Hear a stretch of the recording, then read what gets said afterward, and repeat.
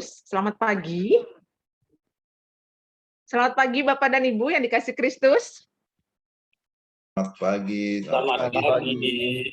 Ya, kita bersyukur karena pada pagi hari ini kembali lagi kita boleh bersama-sama bersekutu, belajar menikmati firman Tuhan. Jadi dan adapun tema yang akan sama-sama kita pelajari bersama adalah tentang karakter gembala yang sejati yang terambil dari Yohanes 10 ayat 11 sampai 18. Mendahulunya mari kita satu dalam doa, kita berdoa.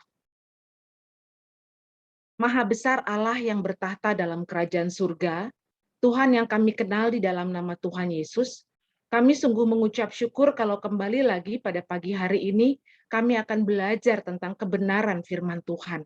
Untuk itu ya Bapa, kiranya Engkau yang memberkati penyampaian firman ini dari awal hingga akhir. Engkau yang menguasai hati setiap kami.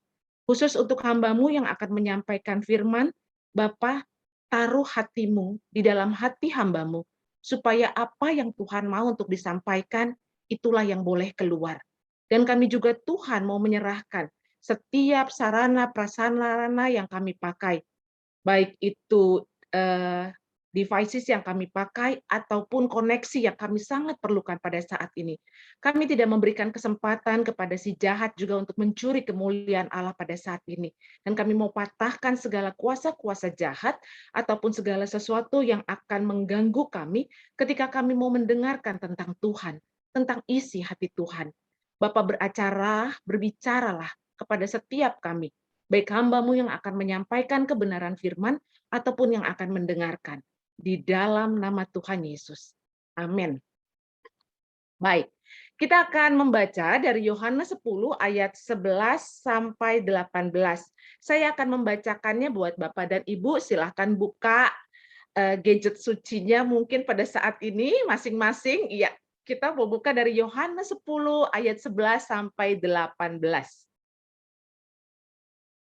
Satu ayat mungkin bagian dari firman Tuhan yang tidak asing lagi buat kita, tetapi saya percaya bahwa firman Tuhan akan selalu membawa berkat yang baru buat kita. Yohanes 10 ayat 11 sampai 18. Akulah gembala yang baik. Gembala yang baik memberikan nyawanya bagi domba-dombanya. Sedangkan seorang upahan yang bukan gembala dan yang bukan pemilik domba-domba itu sendiri, ketika melihat serigala datang, meninggalkan domba-domba itu lalu lari. Sehingga serigala itu menerkam dan mencerai-beraikan domba-domba itu. Ia lari karena ia seorang upahan dan tidak memperhatikan domba-domba itu. Akulah gembala yang baik, dan aku mengenal domba-dombaku dan domba-dombaku mengenal aku. Sama seperti Bapa mengenal aku dan aku mengenal Bapa, dan aku memberikan nyawaku bagi domba-dombaku. Ada lagi padaku domba-domba lain yang bukan dari kandang ini. Domba-domba itu harus kutuntun juga, dan mereka akan mendengarkan suaraku, dan mereka akan menjadi satu kawanan dengan satu gembala. Bapa mengasihi aku oleh karena aku memberikan nyawaku untuk menerimanya kembali. Tidak seorang pun mengambilnya daripadaku, melainkan aku memberikannya menurut kehendakku sendiri. Aku berkuasa memberikannya dan berkuasa mengambilnya kembali. Inilah tugas yang kuterima dari Bapakku. Demikianlah firman Tuhan. Sebagaimana yang kita tahu dan kita aminkan bersama, berbahagia orang yang mengetahui firman Tuhan, namun jauh lebih berbahagia mereka adalah yang menjadi pelaku dalam kehidupan sehari-hari. Bapak Ibu yang dikasih Kristus, beberapa waktu yang lalu saya membaca satu berita. Ternyata ada artis-artis, orang-orang kaya yang menyatakan, yang tertipu karena membeli barang-barang tas yang menurut mereka asli, ternyata belakang hari mereka mengetahui bahwa barang-barang itu palsu. Ini bicara bahasa ori dan KW ya. Jadi ada orang-orang yang sangat merasa bahwa oh ini barang ori dan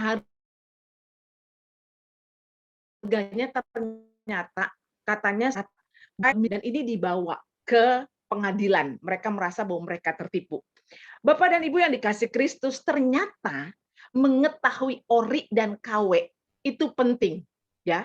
Ini orang-orang yang punya duit, pengen tas mahal, pengen tas branded, terus ketika dikasih harga mahal, lalu mereka beli, belakangan hari ternyata barang itu bukan yang asli, bukan yang asli.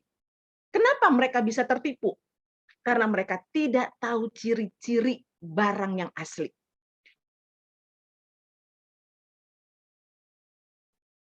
Buat mereka yang penting mereknya sama, harganya mahal. Tapi di kemudian hari mereka harus malu, kecewa, sedih karena apa? Karena mereka tidak mengetahui ternyata faktanya karakteristik barang-barang mahal yang mereka beli. Karakteristik menjadi begitu penting. Ini baru untuk barang yang bisa hilang, barang yang bisa rusak. Kita akan belajar tentang satu karakteristik yang bersifat lebih kekal, yang Tuhan akan sampaikan kepada kita. Bapak dan Ibu yang dikasih Kristus, sebelum kita belajar lebih lanjut lagi tentang karakteristik gembala yang baik tadi, kita mau melihat bahwa kitab Yohanes, Injil Yohanes ini sebenarnya memiliki karakter yang cukup berbeda dengan kitab-kitab Injil lainnya. Karena Yohanes itu memiliki kedekatan pribadi dengan Kristus. Ya, kedekatan pribadi dengan Kristus. Sehingga Yohanes lebih detail, lebih menyelami karakter Kristus itu dibandingkan dengan kitab-kitab Injil yang lain. Nah, Bapak dan Ibu yang dikasih Kristus, di dalam satu referensi kitab tentang firman Alkitab edisi studi, saya mendapatkan bahwa 3 fokus dalam keseluruhan kitab Yohanes, yaitu Yohanes akan bercerita tentang siapa Yesus dan apa perbuatan Yesus yang membuktikan bahwa dia adalah anak Allah, dan kemudian bagaimana hubungan antara pengikut Yesus dengan orang-orang yang menentang dirinya. Jadi Yohanes sangat menekankan kepada pribadi dan karakter Yesus, bukan fokus lebih banyak kepada apa yang dilakukan. Hal ini terlihat di dalam bagian Alkitab yang kita baca, yaitu Yohanes. Kita melihat bahwa ada kata yang berulang di bagian yang tadi kita baca. Ada kata aku adalah, aku adalah. Kita sama-sama tahu, saya tahu Bapak dan Ibu di sini sudah sangat paham dengan firman Tuhan. Ketika ada kata berulang, maka itu artinya menjadi penting. Kalau kita lihat tadi di sini, ya, Yohanes memang sengaja menulis firman Tuhan bagaimana pengenalan kepada Kristus itu menjadi sesuatu yang utama. Nah, sepintas review tentang kitab Yohanes. Di situ ada aku adalah roti hidup, Yohanes 6 ayat 35. Aku adalah terang dunia, Yohanes 8 ayat 12, 9 sampai 5. Aku adalah pintu. Aku adalah gembala yang baik. Nah, ini yang akan kita sama-sama mengenal lebih dekat pada kesempatan kali ini. Aku adalah gembala yang baik. Tetapi ada aku berikutnya lagi. Akulah kebangkitan dan hidup, Yohanes 11 ayat 25. Akulah jalan, kebenaran, dan hidup, Yohanes 14 ayat 6. Dan akulah pokok anggur yang benar, Yohanes 15 ayat 1. Dan saat ini, poin tentang aku adalah gembala yang baiklah yang akan kita mau sama-sama pelajari.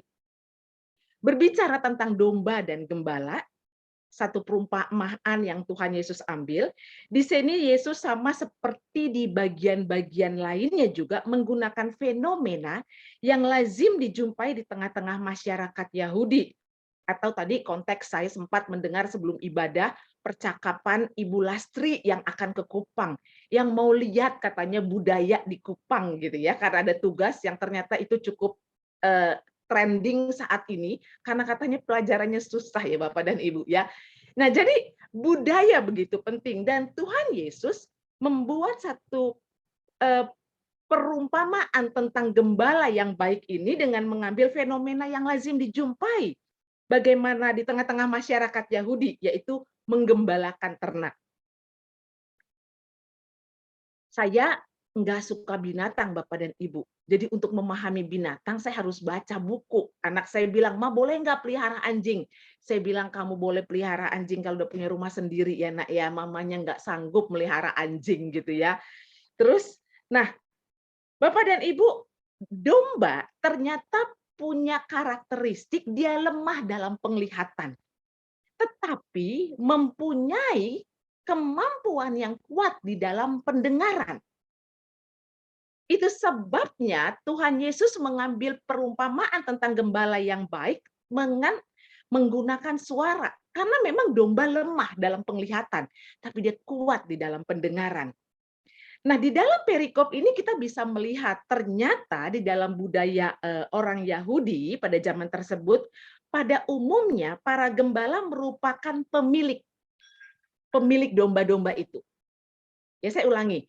Pada umumnya gembala adalah pemilik domba-domba itu.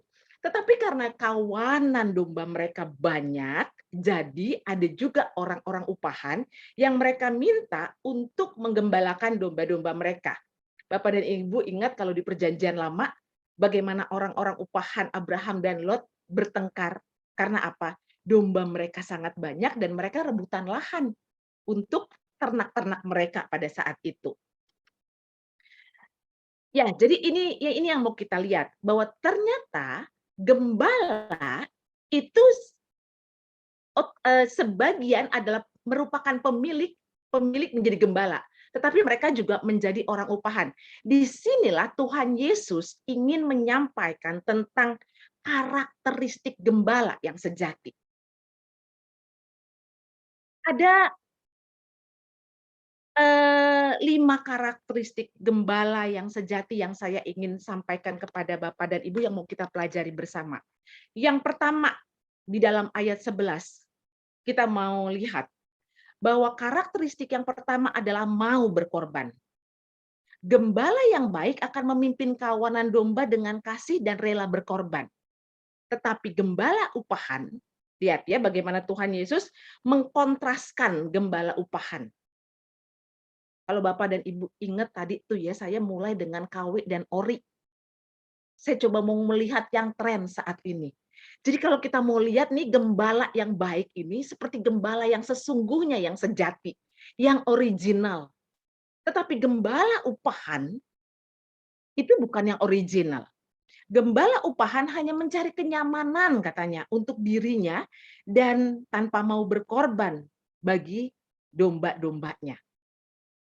Yang kedua, apa karakteristik atau ciri khas dari gembala yang sejati? Dikenal dan mengenal domba-dombanya. Kita mau review sedikit Bapak dan Ibu ke ayat 3. Tadi kita baca dari ayat 11, tapi kita mau review sedikit ke ayat 3. Di dalam perikop yang sama. Saya baca ya dari ayat 3 sampai 4 sampai 5. Untuk dia, penjaga membuka pintu dan domba-domba mendengarkan suaranya. Dan ia memanggil domba-dombanya masing-masing menurut namanya dan menuntunnya keluar. Jika semua dombanya telah dibawanya keluar, ia berjalan di depan pintu mereka. Dan domba-domba itu mengikuti mereka karena mereka mengenal suaranya. Tapi seorang asing pasti tidak akan mereka ikuti, domba-domba maksudnya. Malah mereka lari daripadanya karena suara orang asing tidak dikenal. Ini karakteristik yang kedua. Gembala yang baik mengenal domba-dombanya. Bahkan bukan hanya mengenal, tapi dia juga dikenal oleh domba-dombanya. Karakteristik yang ketiga adalah gembala yang baik memiliki jiwa kepemilikan. Saya tulis di sini ownership. Saya coba untuk mengkontekstualkan dengan dunia sekarang, Bapak dan Ibu. Ya, kita lihat dari mana? Ayat 16 sampai 18. Ada lagi padaku domba-domba lain yang bukan dari kandang. Domba-domba itu harus kutuntun juga dan mereka akan mendengarkan suaraku. Dan mereka akan menjadi satu kawanan dengan satu gembala. Ada jiwa kepemilikan, ada sense of belonging yang tinggi kepada domba-dombanya. Meskipun di luar kandang, tetapi dia memiliki rasa kepemilikan yang tinggi. Gembala yang baik memiliki hati sebagai pemilik yang tidak rela kawanan dombanya dicuri ataupun keluar dari kandangnya. Ini karakteristiknya. Dia mau semua ada di dalam tempat yang tepat. Dia mau ada dalam tempat yang tepat. karena ia adalah pemilik domba-domba itu. Dia pemilik, the owner. Owner harus punya sifat ownership, harus punya sifat kepemilikan. Kalau owner, pemilik, nggak punya, itu nggak mungkin. Bapak dan Ibu, banyak sekali orang punya hobi motor dan segala macam. Ini katanya ya, ini sih bukan bapak-bapak yang ada di sini. Bapak-bapak itu katanya hobi itu istri pertama. Kita perempuan katanya istri keduanya. Coba aja kutip nih yang rusak. Entah, saya nggak tahu ya, ada yang punya motor gede atau apalah gitu. Terus ternyata terbengkalai. Waduh, kehilangannya katanya itu bisa lebih bikin mereka berduka. Tapi bapak-bapak di sini adalah tipe bapak-bapak pria sejati yang setia tentunya. Yang ownernya kepada istrinya, bukan kepada hobinya. Ibu Eli jangan senyum-senyum di situ ya. Saya kayaknya agak melihat Ibu Eli tersenyum ini. Baik. Nah, Bapak dan Ibu, owner, pemilik harus memiliki sense of belonging yang tinggi, ownership yang tinggi. Kemudian ciri khas gembala yang berikutnya. Sebenarnya Bapak dan Ibu ya, ketika saya mempelajari hal ini dan coba mengkontekskan dengan dunia sekarang, saya terharu banget loh. Saya terharu banget. Mengapa? Kita tahu, saya percaya Bapak dan Ibu adalah para hamba Tuhan di tempat ini yang tahu banget bahwa sebenarnya analoginya gembala adalah kepemimpinan. Bagaimana sebenarnya firman Tuhan ini sangat kontekstual di setiap zaman. Cuma masalahnya pembahasannya ada yang berbeda. Ketika bicara tentang ayat 16, the owner itu tidak bersifat eksklusif. Dia tidak hanya mementingkan yang penting yang ada di tangan saya. Tidak. Tapi dia berpikir tentang domba-domba yang ada di luar. Dia tidak eksklusif. Ini jiwa supaya semua orang ada dalam tempat yang tepat. Sifat yang berikutnya, sebentar Bapak dan Ibu, saya charge dulu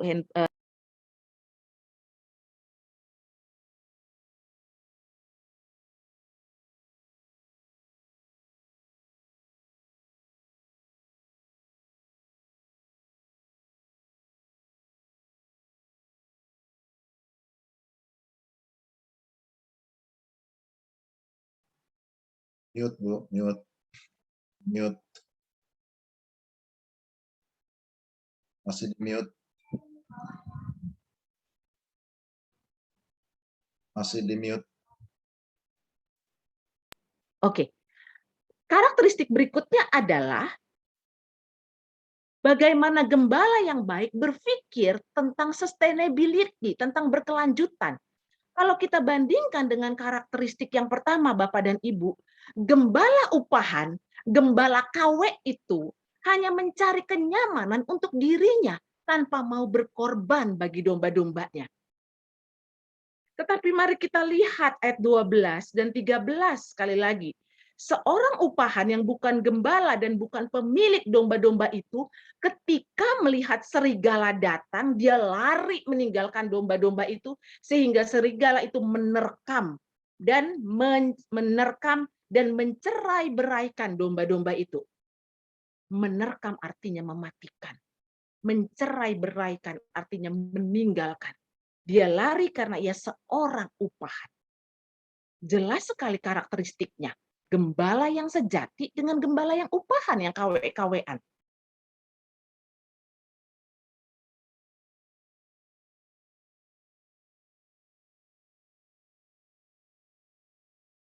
Bapak dan Ibu, karakteristik yang tadi kita lihat itu adalah gambaran Allah kita. Gambaran Allah saudara dan saya. Karakteristik yang pertama adalah dia mau berkorban, mati di kayu salib, menebus dosa kita semua. Karakteristik berikutnya, dia mengenal kita dengan persis. Saudara perhatikan bagaimana Tuhan Yesus sangat sabar dengan karakter kita masing-masing. Saya mau mengajak kita merefleksikan peristiwa Paskah sebenarnya. Ketika Maria Magdalena bertanya ketika dikubur, Tuhan, Tuhan, apakah Tuhan melihat mayat Yesus? Dia nggak ada di sini lagi, siapa yang ambil? Lalu Maria balik badan, teman-teman. Orang yang tempat ia berbicara tadi bilang begini, Maria. Lalu Maria sadar banget itu Tuhan.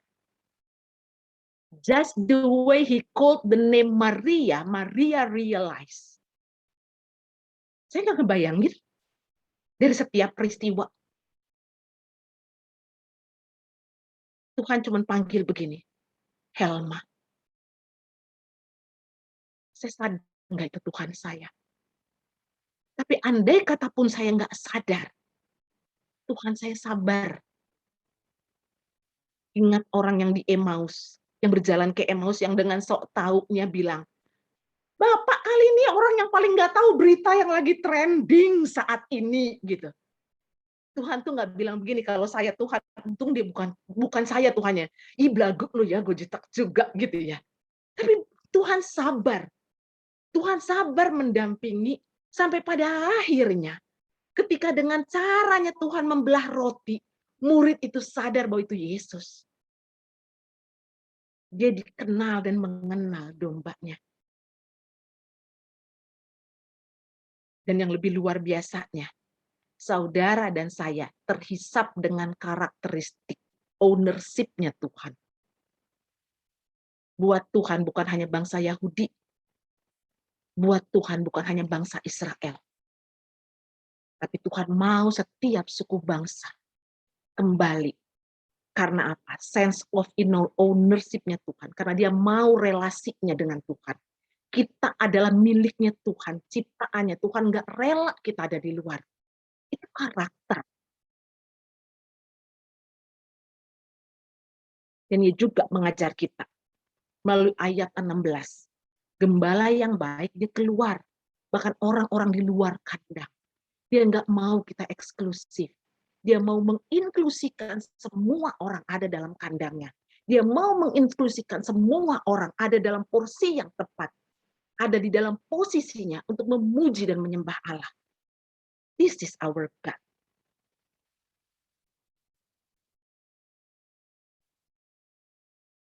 Dan lihat, gembala yang baik. Dia mau setiap kita bukan hanya dimenangkan, tapi memuridkan. Saudara tahu apa makna memuridkan?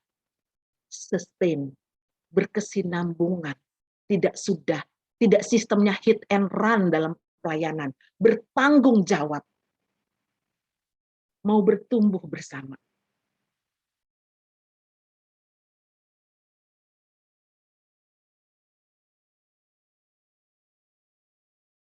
Dan kata Tuhan, caranya. Ayat 15 dan 17 katakan, sama seperti Bapa mengenal aku dan aku mengenal Bapa, dan aku memberikan nyawaku bagi domba-dombaku. Bahkan ada lagi pada domba-dombaku lain yang bukan dari kandang, domba-domba itu harus kutuntun. Dengan mendengarkan suaraku dan mereka akan menjadi satu kawanan dengan satu gembala. Meneladani Kristus yang meneladani Bapa. Memiliki kasih yang mau berkorban. Bagaimana dengan kita? Bapak dan Ibu, kita yang di sini adalah para hamba Tuhan. Yang seharusnya juga memiliki karakter gembala. Sama seperti saya juga. Ini menjadi refleksi saya juga. Apakah saya mau berkorban?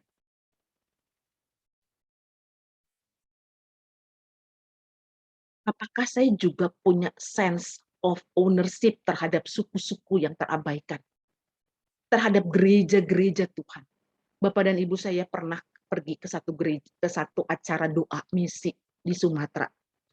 Lalu saya melihat kenapa gereja-gereja besar nggak ada diundang ya, gereja-gereja mainstream. Saya tanya, kenapa gereja-gereja mainstreamnya nggak diundang di dalam doa ini? Mereka bilang, nggak usah Kak, malah bikin ribut. Hati saya saat itu sedih. Mengapa?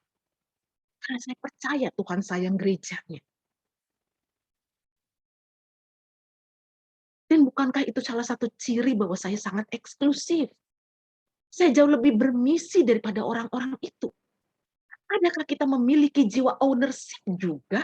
Jiwa tidak ingin menjadi eksklusif terhadap bukan hanya suku terabaikan, tetapi terhadap semua oknum, semua lembaga, semua organisasi, semua komunitas yang belum mengenal Allah.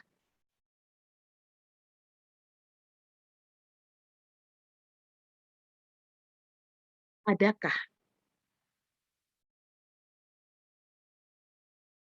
kita juga memiliki jiwa yang seperti Kristus, rindu untuk berkembang?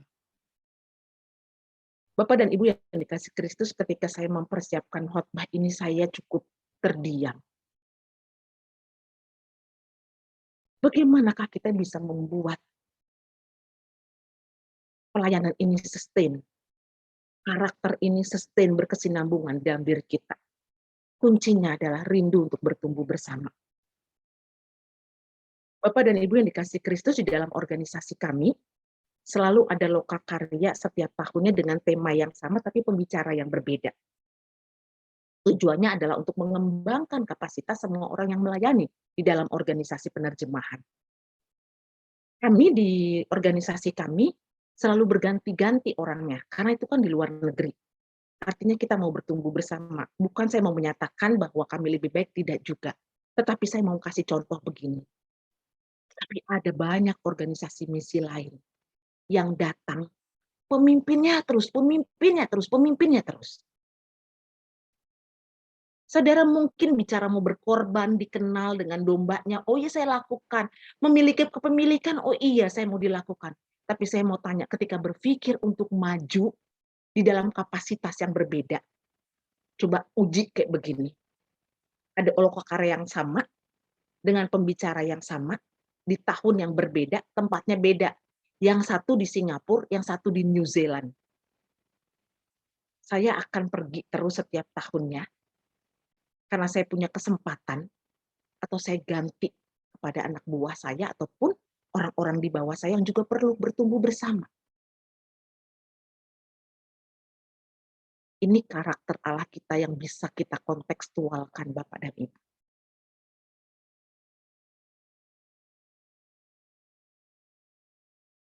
Sebagai penutup, mari kita sama-sama belajar memiliki karakter sejati seperti Yesus, Sang Gembala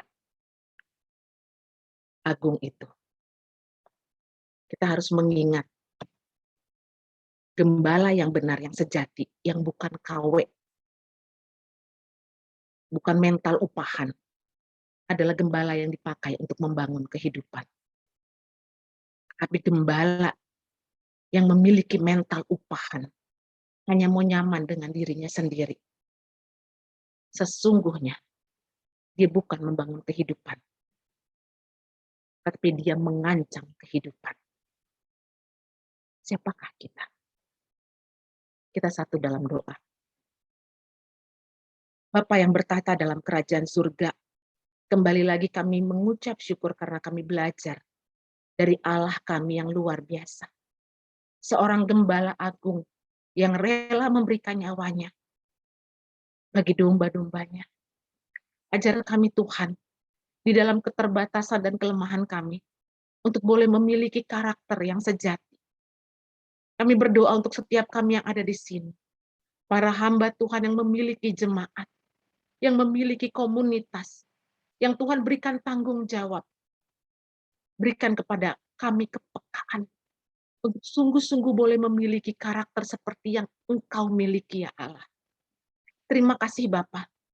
Teruslah bekerja di dalam hati kami. Kami mau belajar taat dengan apa yang Tuhan taruh, dengan apa yang Tuhan tegur, dengan apa yang Tuhan rindukan untuk setiap kami bertumbuh. Di dalam nama Tuhan Yesus. Amin.